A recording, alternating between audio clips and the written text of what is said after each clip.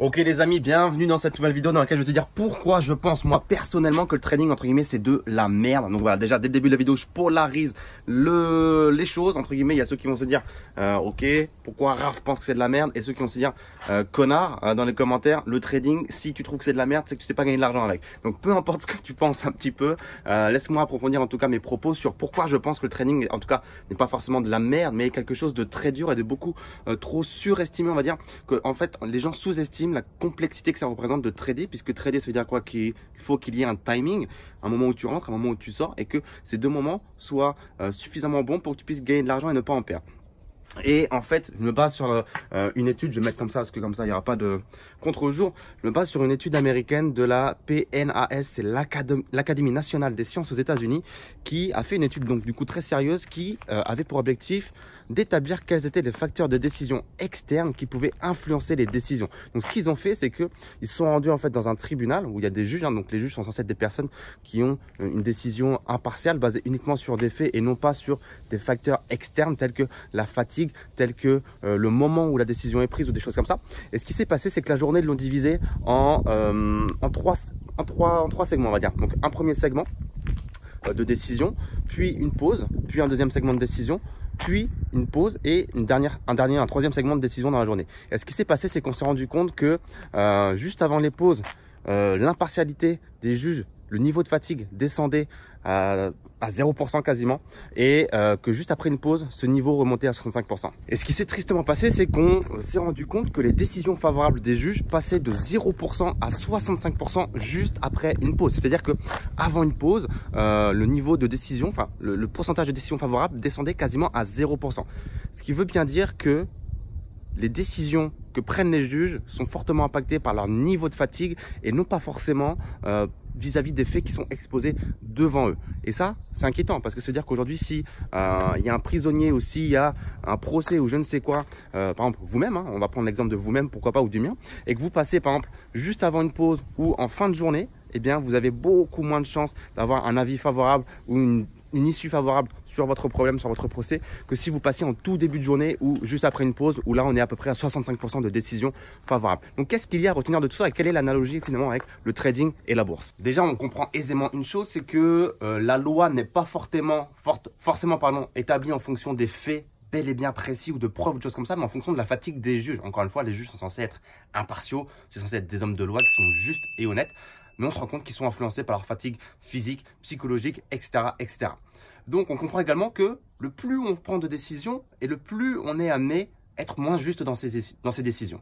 Ça vous paraît entièrement logique jusqu'à présent d'après les résultats de l'analyse, on est d'accord. Et c'est donc justement là que je dis que le trading finalement c'est de la merde, ou en tout cas c'est dur et c'est difficile parce que le trading implique qu'il faille savoir, j'essaye de parler bien vous voyez, quand acheter l'action, bah déjà quelle action acheter, c'est déjà le premier travail, quand l'acheter, quand la revendre, etc., etc. Il y a tout un tas de critères qui sont directement orientés principalement sur le temps, qui, en fonction de ce temps, vont influencer totalement les résultats de votre trading. Et quand on parle de trader, toutes ces questions de ce que j'achète, pour combien, quand est-ce que je revends, quand est-ce que j'achète, c'est pas des questions secondaires, ce sont des questions principales. C'est super important quand on parle d'investir. Et toutes ces décisions, ça vous prend de l'énergie mentale qui au fur et à mesure s'épuise, d'autant plus si vous ne prenez pas de pause, ce qui arrive chez beaucoup de traders qui au final doivent enchaîner parfois certains ordres aux heures d'ouverture des marchés. Ils n'ont pas forcément le temps de prendre des pauses, ou certains tradent en parallèle d'un métier en même temps que leur métier. Enfin, voilà, il y a des traders qui aujourd'hui ne sont pas forcément professionnels et font ça de façon totalement amateur. C'est ce qui représente aujourd'hui la majorité des particuliers qui vont trader quand ils peuvent en fonction des heures d'ouverture de marché.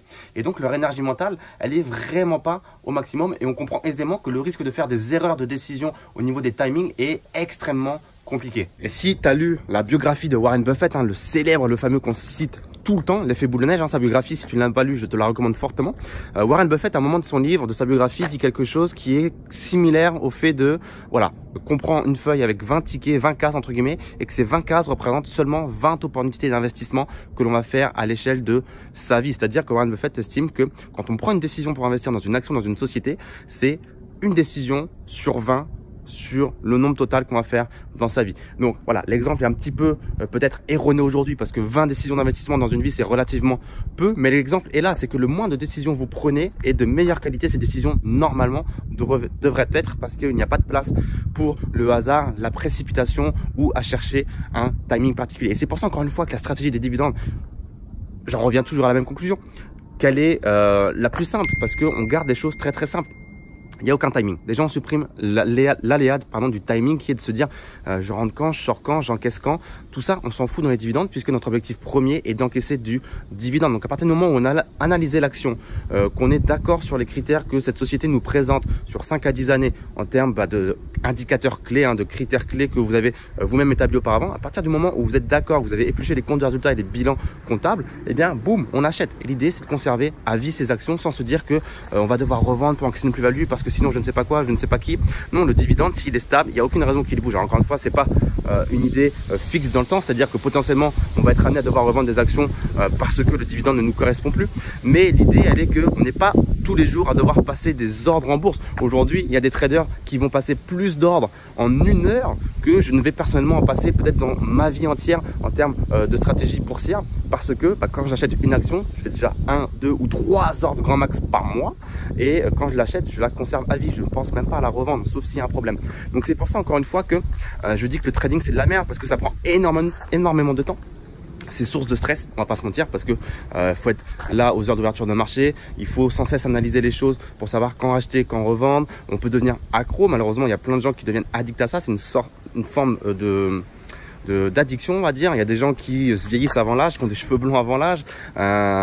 C'est vraiment pas une approche, on va dire, passive. C'est pas une approche investisseur selon moi, c'est vraiment une approche active et qui fatigue et qui pour moi on peut pas tenir sur 30, 40, 50 ans. Moi aujourd'hui j'ai 26 ans, je peux pas faire du trading pendant 40 ans.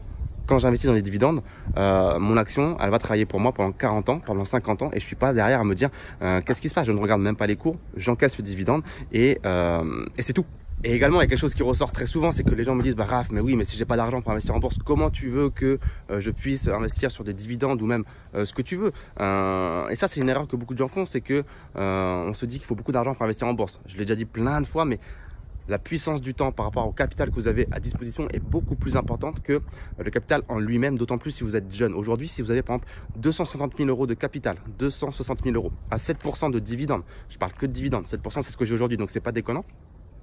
Eh bien, vous générez à peu près 1516 euros par mois. Alors, je ne l'ai pas fait de tête, je suis pas un fou comme ça, mais je l'ai calculé avant. Et on voit qu'avec 1516 euros par mois de dividendes, on peut aisément vivre, par exemple, dans un pays d'Asie du Sud-Est. Alors, pas forcément en France. On peut vivre en France avec 1516 euros par mois, mais pas comme Arwa. On est d'accord là-dessus. Mais il y a des pays dans le monde, plein de pays qui sont très agréables, dans lesquels on peut vivre avec 1516 euros par mois de dividendes. Donc, vous vous dites peut-être, oui, mais Raph, c'est quand même 260 000 euros. Oui, mais non. 260 000 euros, c'est le prix d'un appartement aujourd'hui dans une grande ville de province. Je parle même pas de Paris. Donc, peut-être qu'aujourd'hui, vous avez 40 ans, 50 ans, que vous avez un appartement ou deux, une résidence secondaire, un locatif qui est déjà payé ou j'en sais rien, vous pourriez potentiellement le revendre, un des biens, pour mettre dans des dividendes et encaisser 1500 par mois de façon totalement passive. Si vous êtes jeune, 20 ans, et que vous commencez à mettre tous les mois un petit montant, il y a fort à parier que vous arriviez rapidement également à ce genre de dividende, parce qu'encore une fois, je parle du dividende simplement qui tombe sur votre capital investi, mais il ne faut pas oublier le réinvestissement des dividendes, la plus-value également de votre portefeuille en bourse, qui font que tout ça, ça accélère cet effet boule de neige, comme le dit si bien Warren Buffett, et donc vos performances sur les marchés financiers. Bref, je pourrais vraiment en parler longtemps, mais l'idée de cette vidéo, c'était que, attention, le trading n'est pas si rose qu'on peut nous le faire croire. Regardez les statistiques de l'AMF, elles sont assez effarantes en termes de pertes pour les particuliers, alors que les dividendes, stratégie qu'on parle beaucoup moins parce que beaucoup plus longue à mettre en place et pour avoir des résultats réellement, on va dire, pas concrets mais significatifs. C'est une stratégie qui, si vous lui laissez du temps, va vous rapporter certainement bien plus que ce que vous aviez pu investir en faisant du trading avec tous les risques et le stress que ça comporte. Bref, attention encore une fois donc à vos décisions. Votre cerveau n'est clairement pas, c'est une très belle machine, mais elle est également très délicate. On ne se rend pas compte des facteurs externes, psychologiques, la fatigue, etc. sur vos décisions quand on parle d'investir. Et quand on investit, on doit à tout prix limiter les risques externes pour faire en sorte que votre investissement rapporte ce qu'il doit rapporter. Bref, si tu as kiffé la vidéo, n'hésite pas à mettre un petit j'aime. En tout cas, ça fait toujours plaisir. Abonne-toi à la chaîne YouTube si tu veux d'autres vidéos. Dis-moi dans les commentaires ce que tu en as pensé. Et si investir dans les dividendes est quelque chose qui t'intéresse, n'hésite pas à lire la barre de la description puisque j'ai sûrement quelque chose qui pourrait t'intéresser. Ça s'appelle le Club Dividende. Je t'en dis pas plus du tout. Tu cliques sur le lien dans la barre de la description, tu découvres tout ça, tu me poses tes questions si tu en as. Et ça sera un grand plaisir de pouvoir t'accompagner dans ton investissement dans les actions à dividendes. À très vite. Ciao, ciao.